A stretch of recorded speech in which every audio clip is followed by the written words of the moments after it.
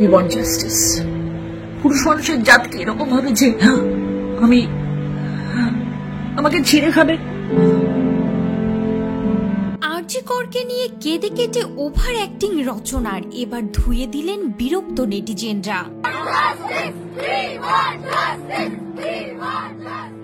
অবশেষে শাসক দলের মহিলা তারকা সাংসদদের মধ্যে থেকে কেউ মুখ খুললেন আরজি কর হত্যাকাণ্ড প্রসঙ্গে। এক সপ্তাহ আগে ঘটে যাওয়া ঘটনাকে কেন্দ্র করে যখন তোলপাড় চলছে গোটা বিশ্ব জুড়ে, তখন সোশ্যাল মিডিয়াতে লাইভে এলেন রচনা ব্যানার্জি। পুরুষ মানুষ আমাকে দেখে সম্মান করবে, পুরুষ মানুষ আমাকে দেখে আমাকে বাঁচানোর চেষ্টা করবে।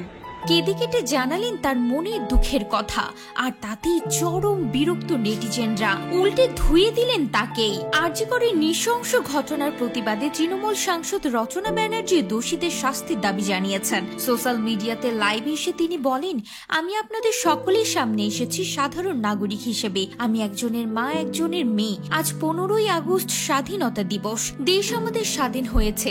আমরা কতটা স্বাধীন হয়েছি? আমরা কতটা স্বাধীন হয়েছি বলতে পারেন?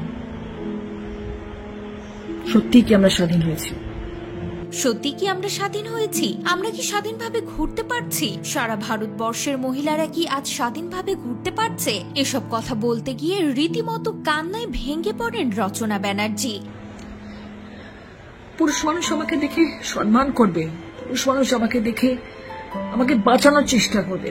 এখানে শেষ নয়, রচনা আরো বলেছেন, দিনের শেষে যখন রাত করে কাজ সেরে গাড়ি করে বাড়ি ফিরি, অনেক মানুষ অনেক মেয়ে রাস্তা দিয়ে হেঁটে ফেরে, বাসে ফিরে, কেউ ট্যাক্সিতে। আমি একজনের বোন, একজনের মেয়ে। পুরুষ মানুষ আমাকে দেখে সম্মান করবে, আমাকে বাঁচানোর চেষ্টা করবে। আমি বিপদে পড়লে আমার হাত ধরে বাড়ি পৌঁছে দেবে। এটাই তো পুরুষ মানুষের জাত হওয়া উচিত। তাদের জাত কি এমন হওয়া উচিত? পুরুষ মানুষের জাত কি এরকম হবে যে